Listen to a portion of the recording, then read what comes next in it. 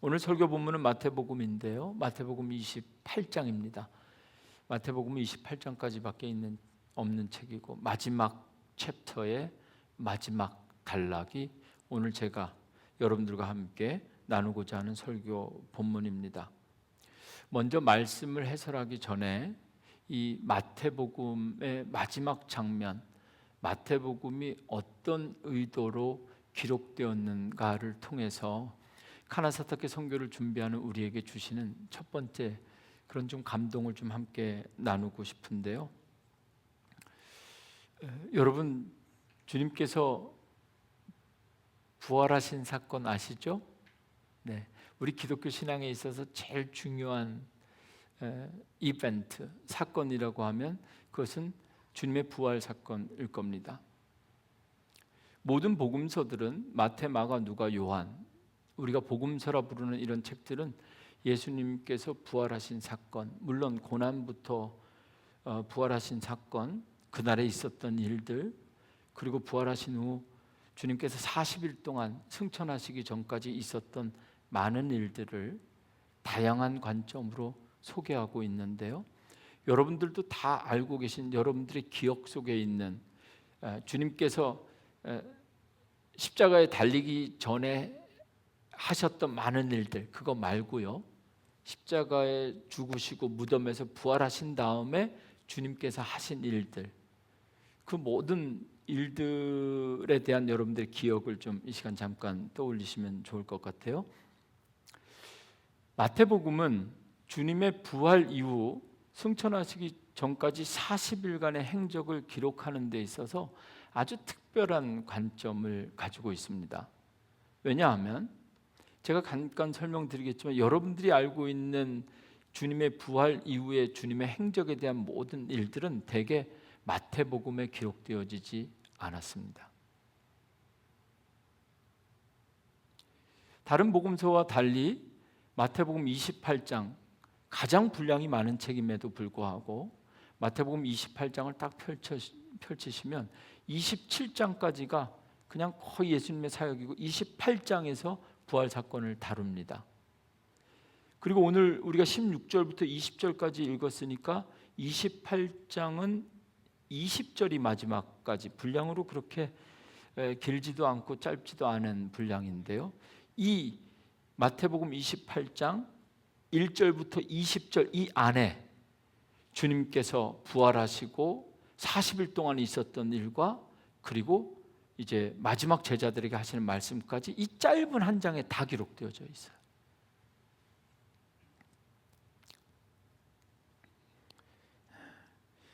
마태복음 21장 1절을 보시면 마태복음은 부활의 첫 번째 이 감격적인 역사적인 사건을 경험하는 마태복음의 기록에 의하면 사람을 두 사람 소개하는데요. 막달라 마리아와 또 다른 마리아, 이렇게 소개하고 있습니다.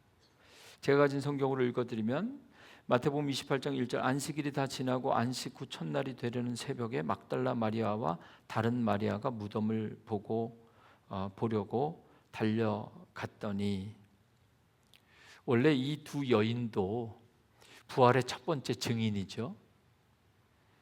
무덤에 간 것은 주님께서 죽으신 후에 무덤에 갇히신 이 주님이 부활했을 것이라는 믿음을 가지고 간 것이 아니라 그 주님이 묻히신 그 무덤을 아마 확인하기 위해서 두 여인이 안식 후 첫날 새벽에 그곳에 찾아가게 됩니다.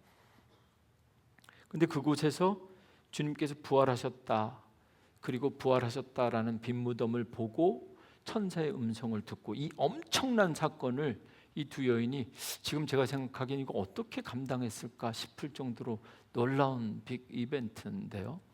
이것을 경험한 이 두 여인이 막 정신없이 뛰기 시작합니다. 그리고 세상 사람들에게 지금 무덤이 비워졌고 주님께서 부활하셨다는 사건을 알리게 되죠. 그 다음에 이 내용이 마태복음 28장 1절부터 대략 10절 정도까지 기록되어져 있고, 이어지는 11장에서 보면 이 주님께서 부활하셨다는 교회 역사상 최초의 사건, 이 엄청난 역사적인 사건이 왜곡되기 시작합니다.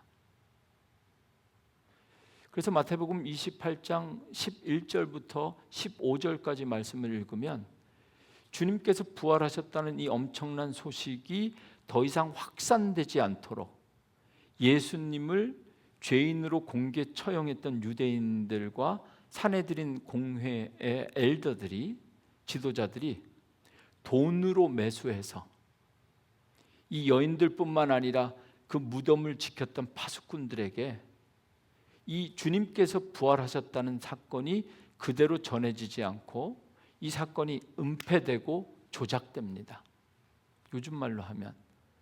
그래서 마태복음 28장의 기록을 따라 읽으면 28장 1절에서 부활하셨고 그 장면을 목격한 두 여인이 있었음에도 불구하고 11절쯤 가면 주님께서 부활하신 이 역사적인 사건이 은폐되고 조작되어서 주님의 부활 사건이 주님의 시신이 도난당한 사건으로 기록되어져 있습니다.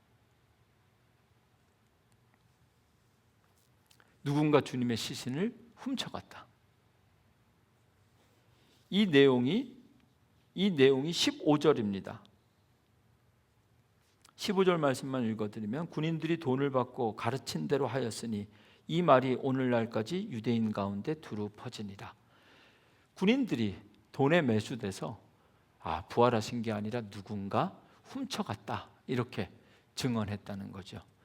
그 다음에 이제 16절, 오늘 제가 설교해야 될 이 16절부터 20절까지 말씀이 부활 이후에 마태복음이 기록하고 있는 증언과 말씀의 전부입니다.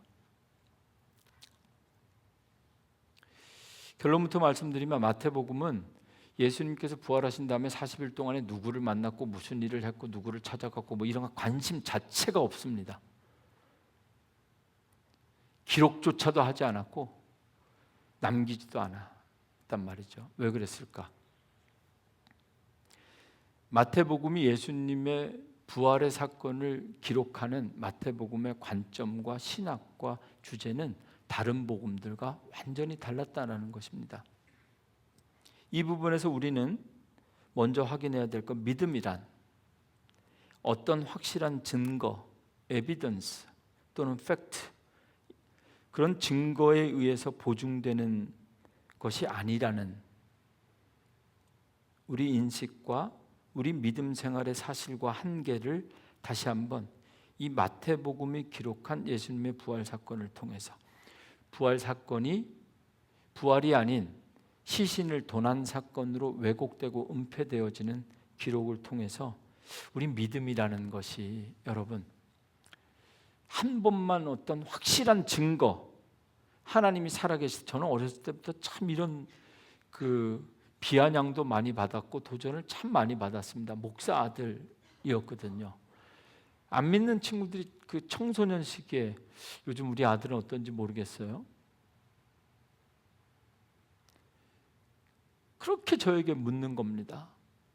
하나님 한 번만 보여주면 나도 믿겠다. 뭐 이런 식의 어떤 확실한 에비던스, 증거만 있으면 우리 믿음이 확 좋아질 것 같죠. 새벽에 기도하시는 분들, 아침에 기도하자마자 밥 먹고 나가자마자 그 기도가 한 번만이라도 응답되어진다면, 그 확실한 증거가 있다면 우리의 믿음이 확 성장할 것 같지만, 믿음이란 확실한 증거, 늘 우리가 구하고 경험하는 증거나 팩트, 사실들은 왜곡되고 왜곡되이 해석되고 전파되어져 갑니다. 실제로 우리 신앙생활에서 우리에게 필요한 것은 진리인 것 같지만 실제로 필요한 것은 그 진리, 올바른 진리를 향한 선택과 결정에 달려있는 겁니다. 예수 그리스도의 부활 사건에 대한 왜곡과 은폐는 마태복음에만 기록되어져 있습니다. 다른 복음은 이런 내용 자체를 기록하지 않고 있죠.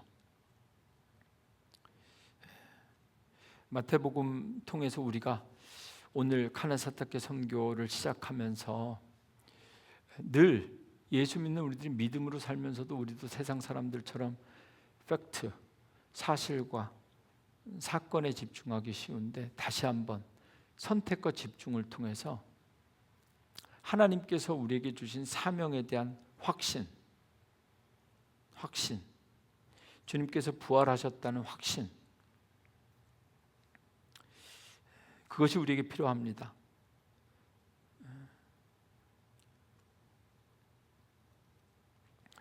여러분들이 기억하는 엠마오로 가는 두 제자를 부활하신 주님께서 만난 것, 이건 마태복음에 없습니다. 마가복음에만 기록되어져 있고요.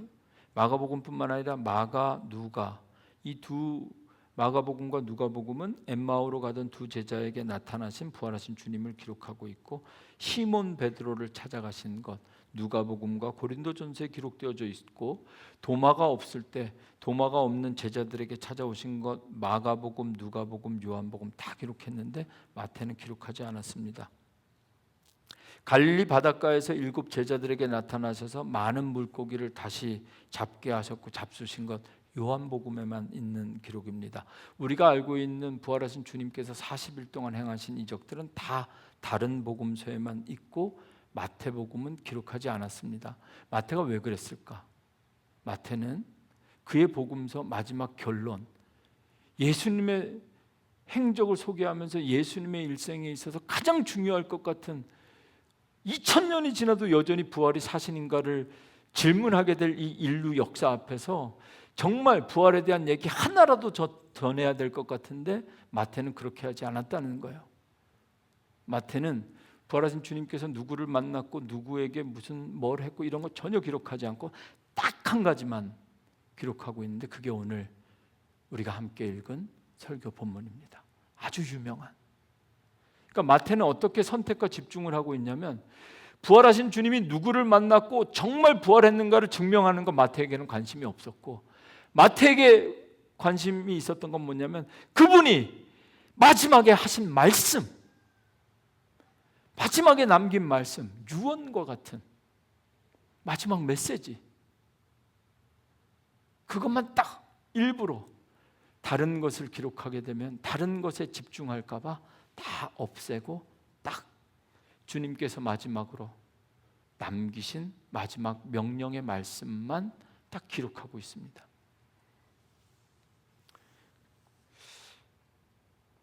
우리 인생도 신앙의 연륜이 깊어지면 깊어질수록 때가 되면 이런 집중력이 필요합니다.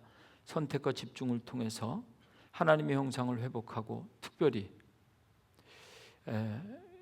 누군가를 탓하는 것은 아닙니다. 이게 때로는 좀 현실인 것 같아서 담임 목사로서 한편으로는 무리한 계획인가 싶기도 하고, 또 한편으로는 죄송한 마음도 있는 건데요. 여러분들도 한번 저희 입장이라면 그런 공감을 해주실 수 있을 것 같아서 잠깐 나눠드리면, 그렇게 생각할 수 있잖아요. 파라과이랑 아르헨티나는 뭐 20시간씩 걸리고 그러니까 머니까 못 갈 수 있죠.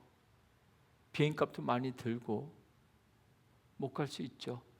다 모아서 목사 1명 갔다 오는 겨우 그런 선교일 수 있죠. 카나사타케는 왜 못 갈까? 여러분 그런 생각 한번 해보셨어요? 저는 지난 한 주 동안 참 많이 생각했어요.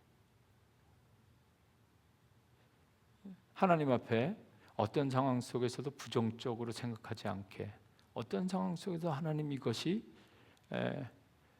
누가 누군가를 정죄하지 않는 상황이 되어야 되니까.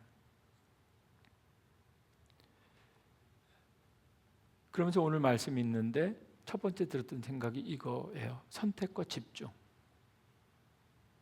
1시간 거리에 있고 일주일 동안 언제든지 한 번이라도 왔다 갈 수 있다고 하는데 쉽지 않은 것은 지금 우리 앞에 펼쳐져 있는 우리가 해야 될 일이 너무 많다는 거죠.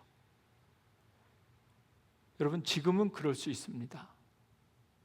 마지막 때가 되면 우리 인생도 마태복음을 기록한 마태처럼 다른 모든 것 차포 다 띄고 정말 중요한 것만 딱 남는 순간에 여러분들 무엇을 결정할 것인가? 특별히 하나님께서 맡겨주신 사명 앞에서 이제 올해가 거의 끝나갑니다. 다음 주 마지막 9월 예배 드리면 선교의 달 끝나고 10월은 땡스기빙과 함께 감사의 달로 지킬 거고요. 11월 달은 올해 우리에게 주신 그 비전 2개 가지고 남아있는 11월 달과 12월을 지키려고 합니다. 10월 감사의 달, 11월 회복, 12월 부흥, 이렇게 3달을 우리가 지낼 텐데요. 인생의 마지막 순간뿐만 아니라 2024년 올해 이제 마지막 분기를 지나면서 또 이 카나사타케 선교뿐만 아니라 여러분들의 인생에 있어서도 시간이 쌓이면 쌓일수록 점점 더 우리에게 필요한 것은 사람과의 관계이든 하나님과의 관계이든 모든 삶의 영역에서 선택과 집중을 통해서 정말 우리 인생에 귀하고 값진 것이 무엇인지를 온전히 깨달아야 할 줄로 믿습니다. 오늘 말씀을 통해서 말씀을 아주 짧게 오늘 해설하려고 합니다. 여러분들이 너무 잘 아는 말씀이기 때문에 이제 이 마태복음 정말 다른 거 다 띄고 마태는 마지막 메시지만 전하고 싶었고 메시지 중에서도 길지 않은 짧은 이 메시지가 무엇인가? 부활하신 주님께서 승천하시기 전에 마지막으로 남기신 최종적인 결론적인 메시지 내용 확인하겠습니다. 16절 11 제자가 갈릴리에 가서 예수께 지시하신 산에 이르러 11명의 제자들이 갈릴리의 한 산에서 부활하신 주님을 만나는 장면입니다. 11 제자 아마도 그 가룟 유다를 빼고 12 중에 11 제자였을 것이다. 이렇게 이제 여러분들 생각하시죠?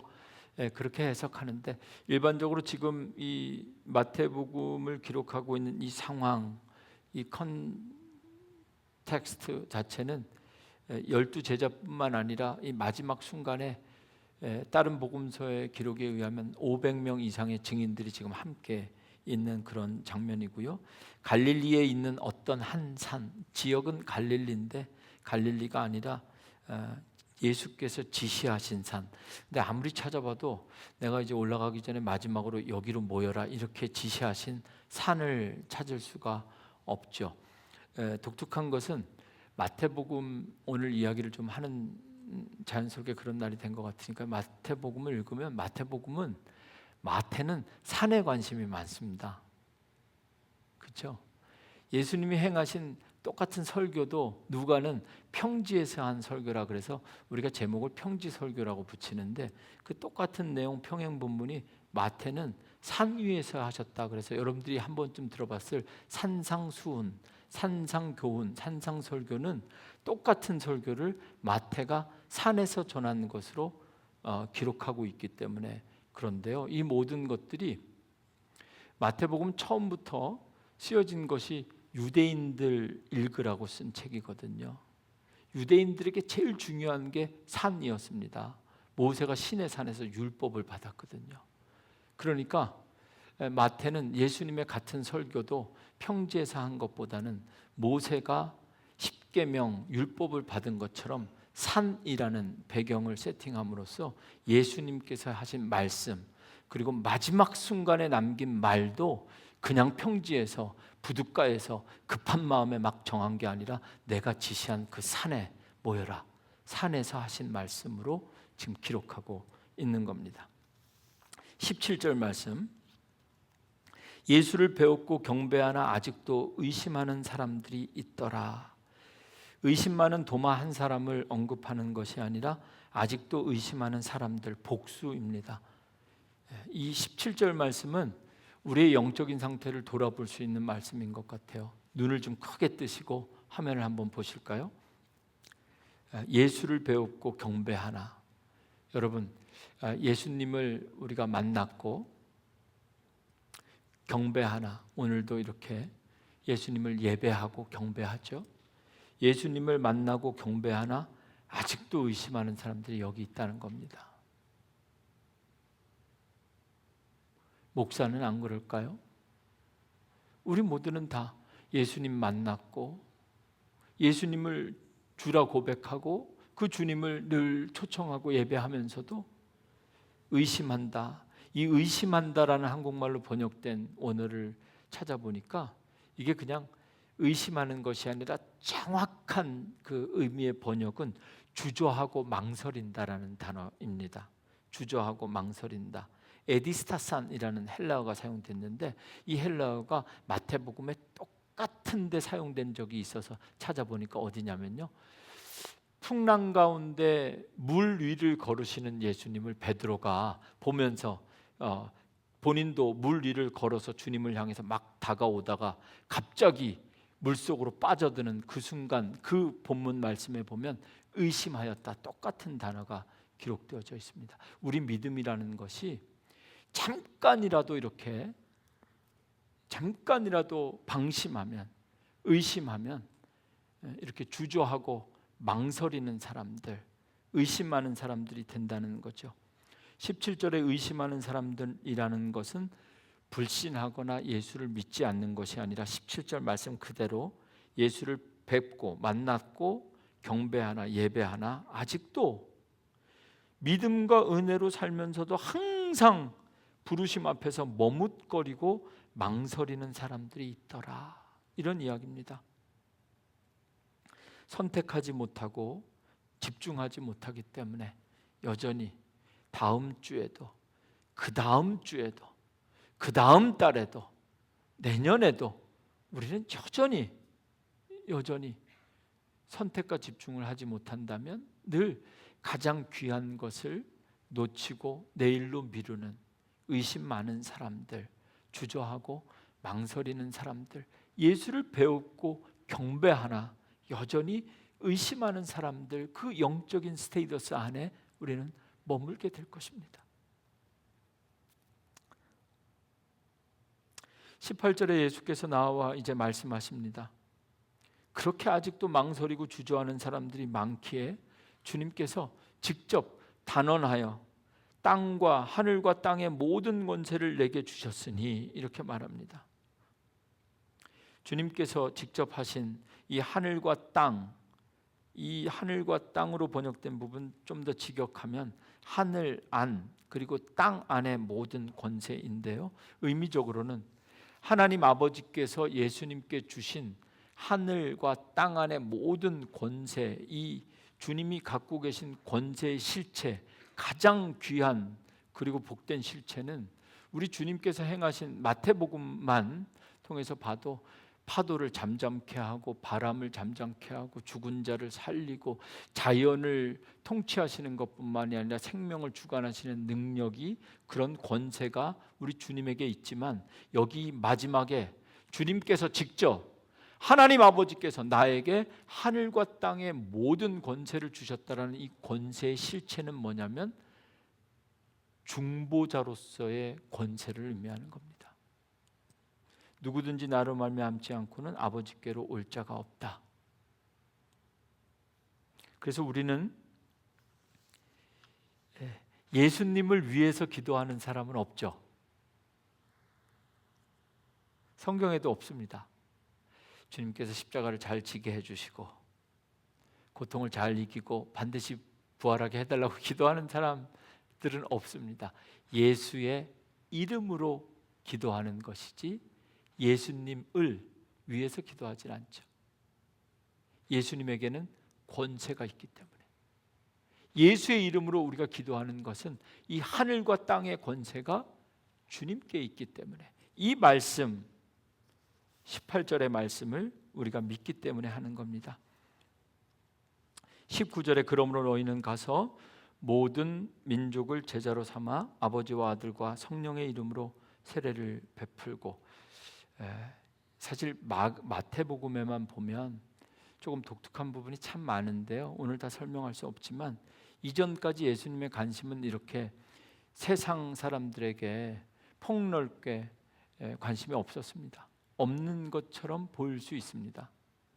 왜냐하면 예수님께서 처음에 공생애를 시작하시고 제자들을 부르시고 그 제자들을 훈련시켜서 초기에 전도하라고, 선교하라고 내보낼 때 어떤 말씀을 하시냐, 여러분들 다 알 텐데요. 제자들 파송할 때 이방인에게로 가지 말고 오직 이스라엘 집에 잃어버린 양에게로 가라.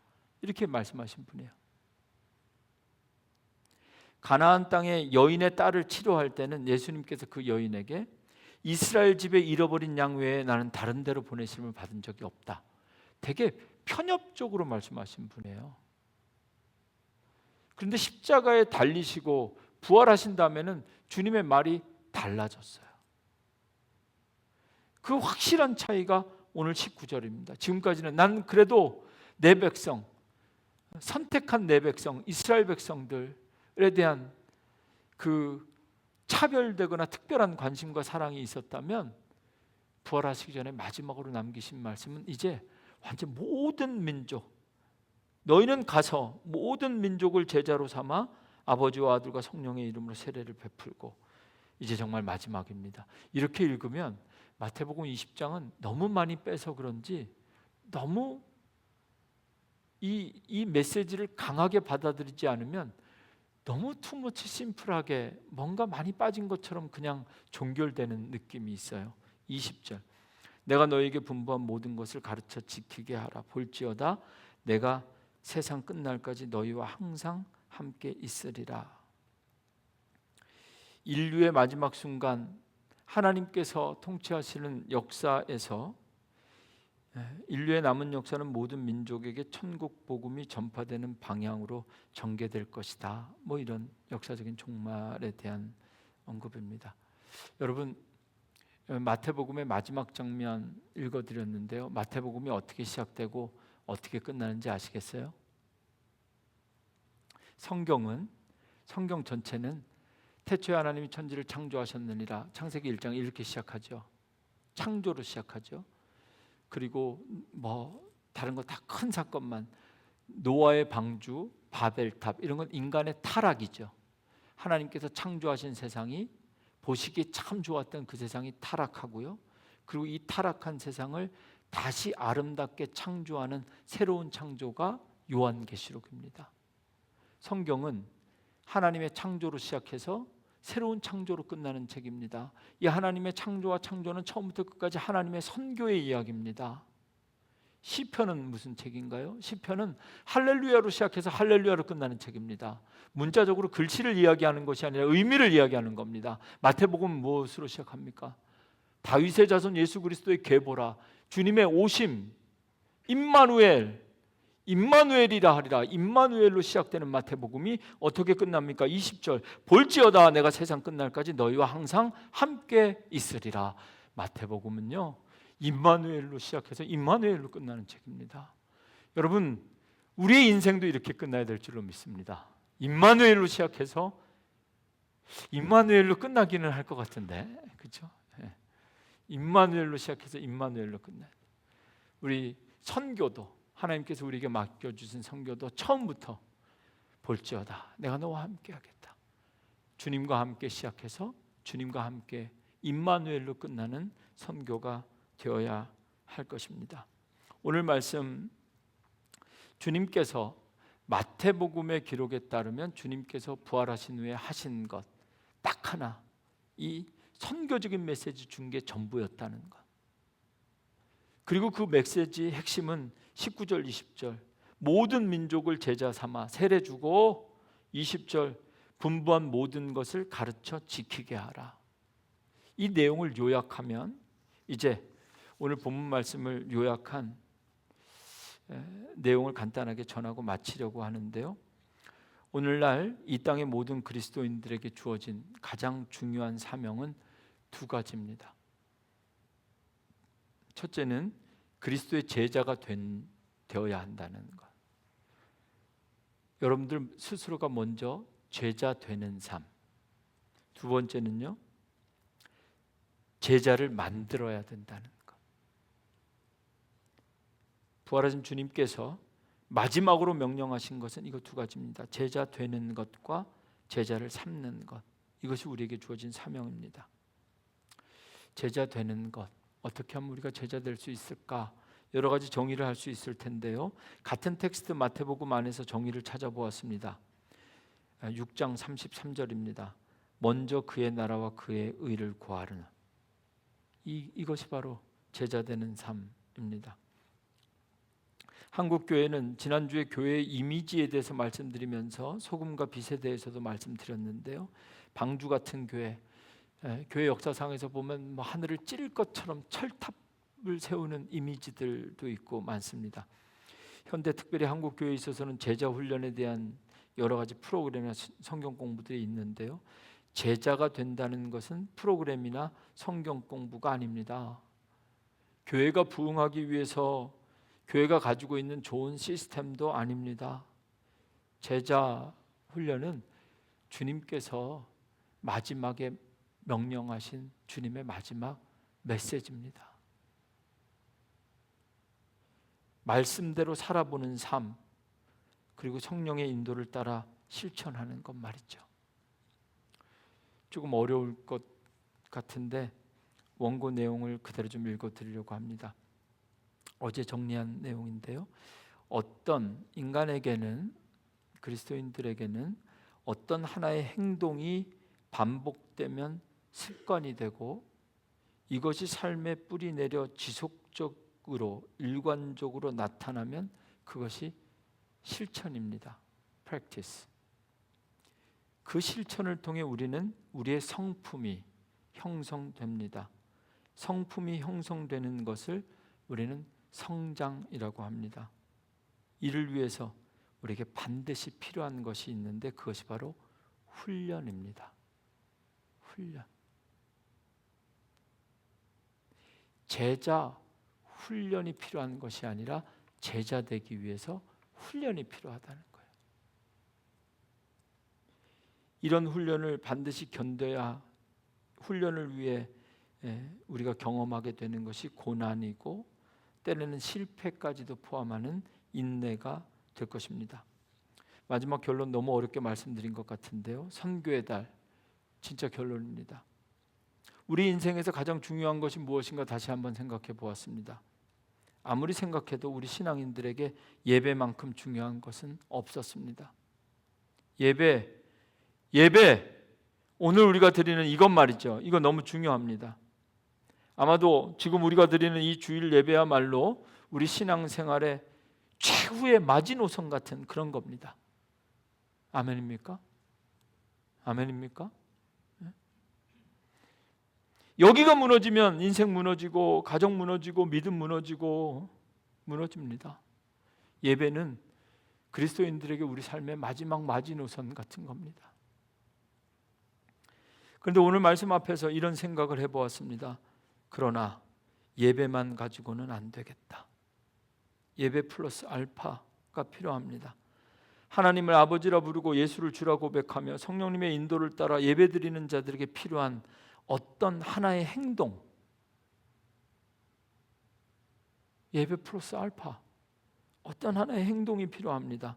그 행동이 반복되면 습관이 되고 그 습관이 지속적이고 일관적으로 나타나면 실천이 되고 그 실천을 통해 우리의 새로운 성품이 형성되고 그렇게 성품이 형성되는 것을 성장이라 고백할 수 있고 이것을 위해 반드시 필요한 것은 훈련이다.